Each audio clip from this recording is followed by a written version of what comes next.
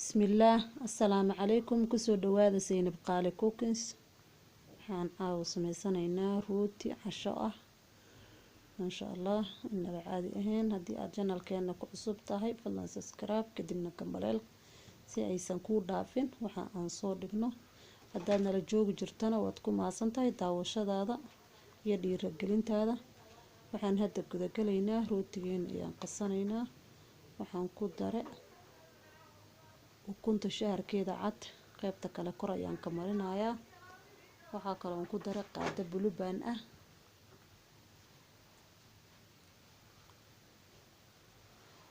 waxa kale oo ku daray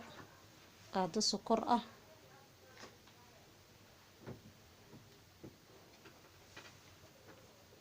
waxa kale oo ku daray cusbo in yar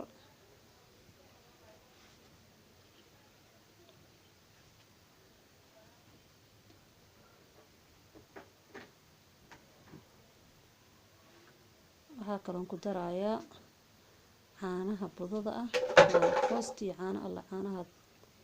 rabta ayaad ku darsan kartaa haday budo yihiin haday qas ay qoyan yihiin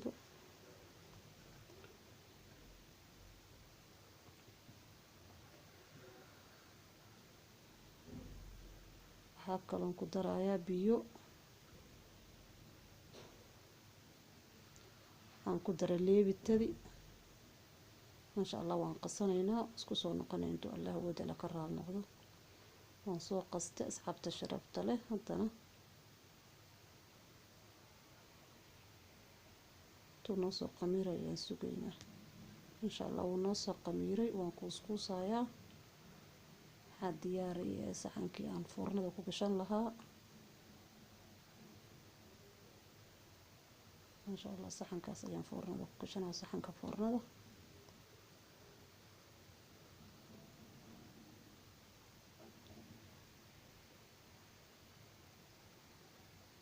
طارت السواد كعوني كرتا طارت معصر يشه ياد كعوني كرتا ديك لهنا ilma waxay jecel yihiin bulbaanta iyo malmalaadada loo marinayo ama jam ma sha Allah hadana ukuntii ayaan korka marinayaa finka markuu uu ii daaran yahay kor iyo hoos 180 ayuu ii keesan yahay insha Allah markuu ka soo baxo ayaan isla arkayn haduu Allah awood la ka raanoqdo asxaabta sharafta leh sida oo la socda insha Allah tuu nooga soo baxay oo fiinkii sidaas quruxda badan ee asxaabay ku soo baxay waa walaashin Zainab Qaali oo idin leh like subscribe share la wadaag asxaabtaada wixii comment hoos noogu reebo assalaamu calaykum waraxmatullaahi